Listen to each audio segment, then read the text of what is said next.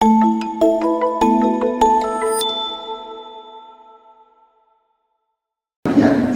جملہ ٹھیک ہے کہ وہ فرماتے کہ حضور اس طریقے سے بنائے گئے ہیں کہ گویا حضور جیسا اپنے بارے میں کرنا چاہتے وہ سب بنا کیے گئے ہیں.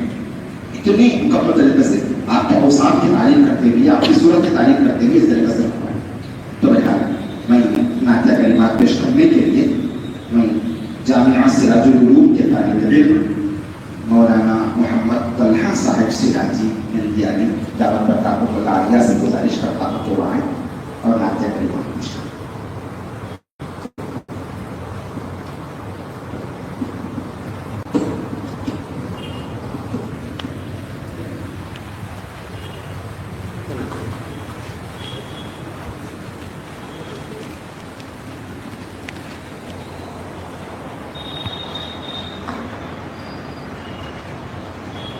السلام علیکم ورحمۃ اللہ وبرکاتہ. نعت سے پہلے چند اشعار پیش کرنا چاہتا ہوں، بغور سماعت فرمائیں.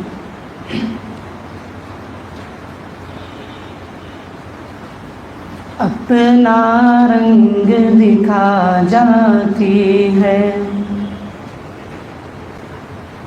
اپنا رنگ دکھا جاتی ہے، صحبت اللہ والوں کی اللہ سے ملوا جاتی ہے، صحبت اللہ والوں کی، صحبت اللہ والوں کی، تار سے تار ملا جاتی ہے، صحبت اللہ والوں کی اللہ سے ملوا جاتی ہے، صحبت اللہ والوں کی، صحبت اللہ والوں کی. ایک مرتبہ سب درود شریف کر لیجیے. اللہم صلی علی سیدنا محمد. خدا نے کیا بنائی نور سی صورت محمد کی، خدا نے کیا بنائی نور سی صورت محمد کی، نظر آتی ہے پردے پر صورت محمد کی، نظر آتی ہے پردے پر صورت محمد کی. نہ ہم جنت میں جائیں گے، نہ ہم دوزخ میں جائیں گے، نہ ہم جنت میں جائیں گے، نہ ہم دوزخ میں جائیں گے، نہ ہم جنت میں جائیں گے، نہ ہم دوزخ میں جائیں گے. کھڑے دیکھا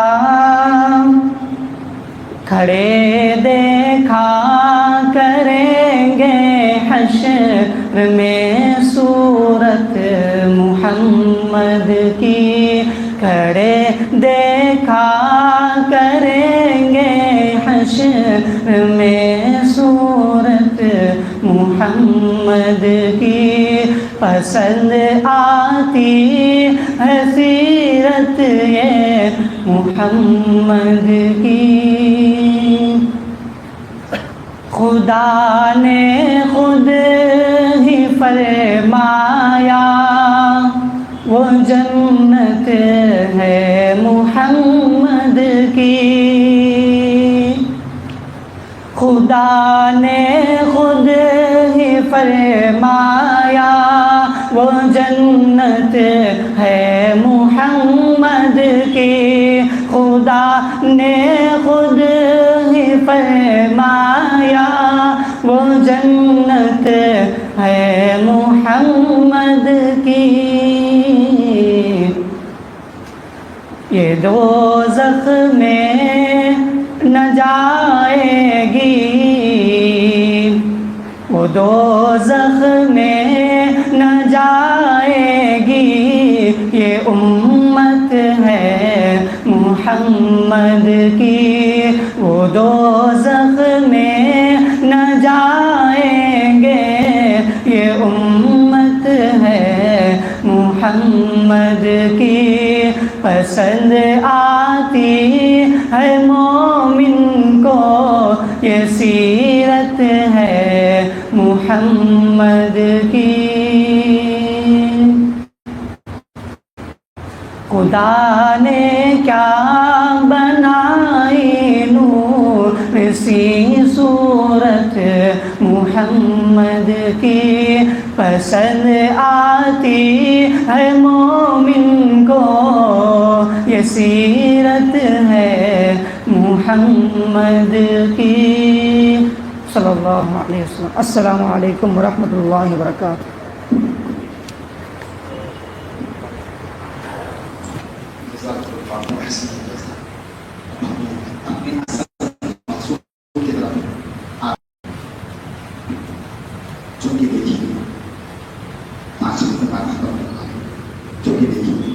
اللہ کے نبی صلی اللہ علیہ وسلم آخری نبی، اب اس کے بعد کوئی نبی آنے والے نہیں، اس لیے دین کے پھیلانے کا، شریعت کے پھیلانے کا اللہ تبارک جو ذمہ عطا فرمایا ہے وہ ساری امت کی ذمہ عطا فرمایا ہے۔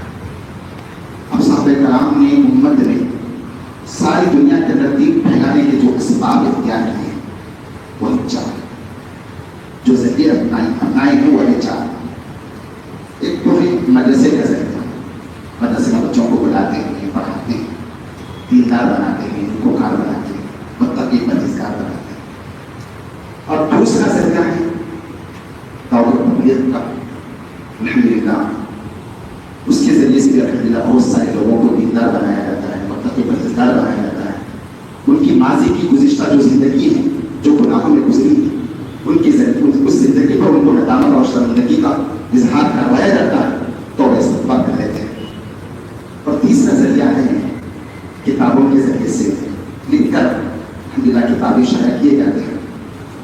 اور چوتھا جو ذریعہ ہے وہ ہے خانقاہ کی لکھ کا، کہ اللہ والے ہم جیسے گنہگاروں کو اپنی خانقاہ میں بٹھا کر، اپنی تربیت میں رکھ کر، اپنی نگاہوں کے سامنے رکھ کر، اپنی نظروں کے سامنے رکھ کر وہ ہماری تربیت کرتے ہوئے ہمارے مربی، وہ اپنے سلسلے سے ان کو اپنا اپنے سلسلے سے ان کو تعلق اور مضبوط کرواتے ہیں۔ اور سلسلے بھی کتنے ہیں اس کے؟ چار: نقشبندیہ، چشتیہ، قادریہ، سیدیہ۔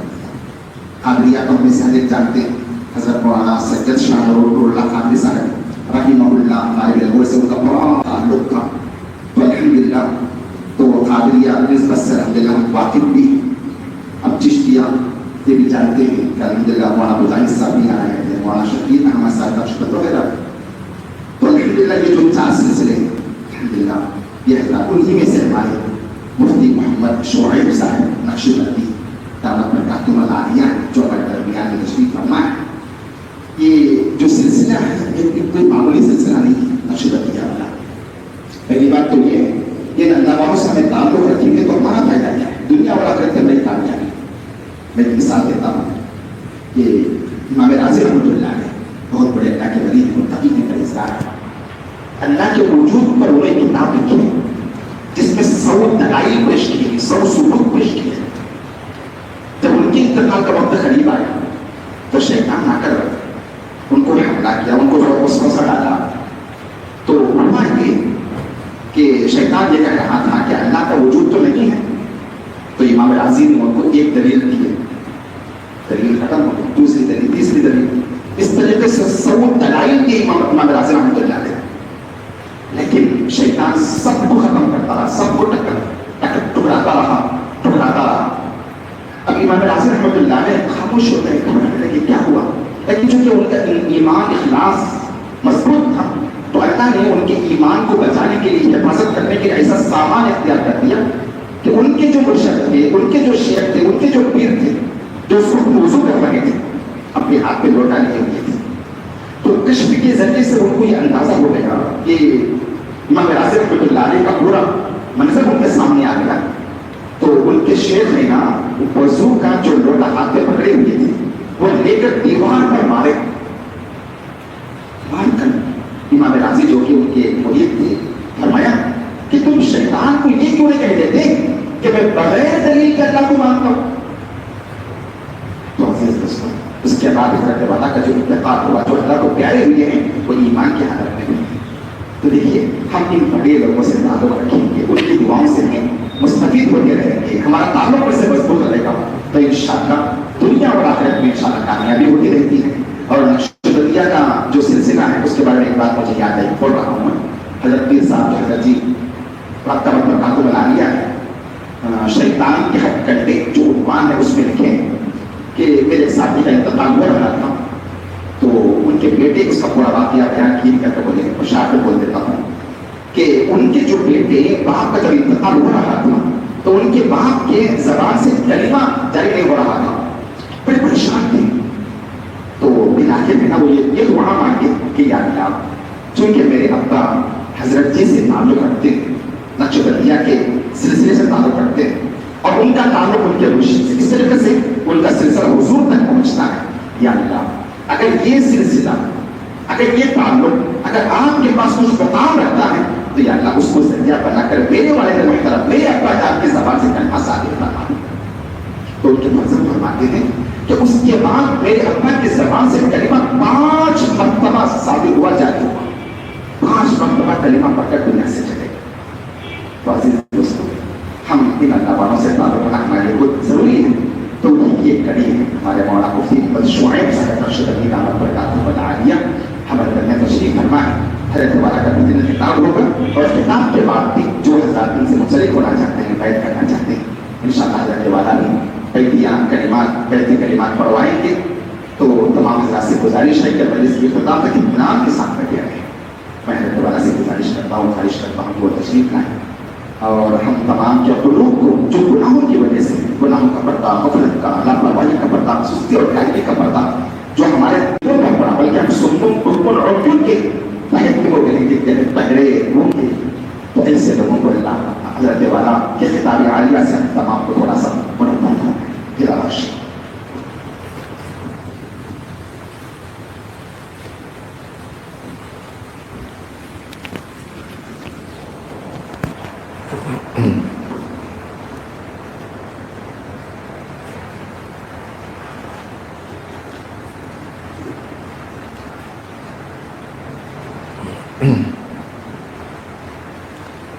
بسم اللہ الرحمن الرحیم. دوستو، بات شروع کرنے سے پہلے آپ حاضرین مجلس میں سے جس سورہ فیل الم تر کیف فعل یاد ہے، سب ساتھی ایک مرتبہ پڑھ لیں.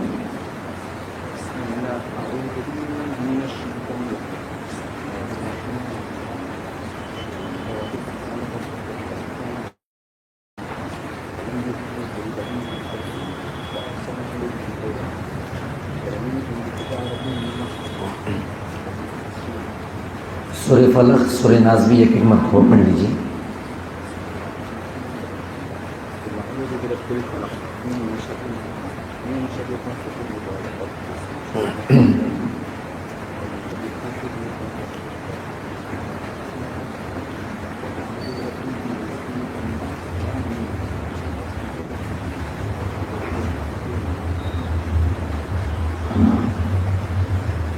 الحمد للہ وکفا وسلام علی عبادہ الذین اصطفى، اما بعد فاعوذ باللہ من الشیطان الرجیم، بسم اللہ الرحمن الرحیم.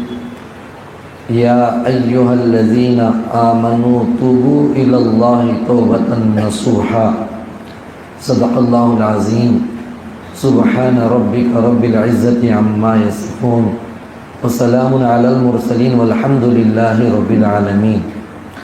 اللہم صلی علی سیدنا محمد وعلی آل سیدنا محمد وبارک وسلم. اللهم صل على سيدنا محمد وعلى آل سيدنا محمد وبارك وسلم اللهم صل على سيدنا محمد وعلى آل سيدنا محمد وبارك وسلم.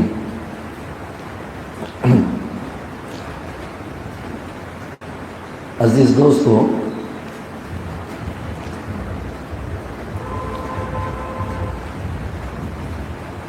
قرآن مجید کی جو آیت پڑھی گئی ہے، جس کے اندر اللہ تعالیٰ ارشاد فرماتے ہیں، اے ایمان والو، تم اللہ سے توبہ کرو، معافی مانگو، اور وہ توبہ سچی توبہ ہو، پکی توبہ ہو. ذرا یہاں رک کر سوچئے، اللہ تعالیٰ اپنے بندوں کے بارے میں ہر چیز کے بارے میں توجہ قرآن میں بھی عطا فرما رہے ہیں، دلا رہے ہیں، اے میرے بندو، تم دنیا میں ایسے ہی جو جی رہے ہو، غفلتوں میں، گناہوں میں، دیگر اعمال جو نہیں کرنا تھا وہ چھوڑ کر یا کر یہ تمام چیزوں سے وقفے سے تم میرے سے توبہ سچی کرتے رہو. آج کی اس مجلس میں، یہ اصلاحی مجلس ہے، تو کئی ایسی باتیں انشاءاللہ یہ عاجز امانت کے طور پر رکھے گا. اس کا کوئی برا مطلب مت نکالیے اور کوئی برا مت سوچیے.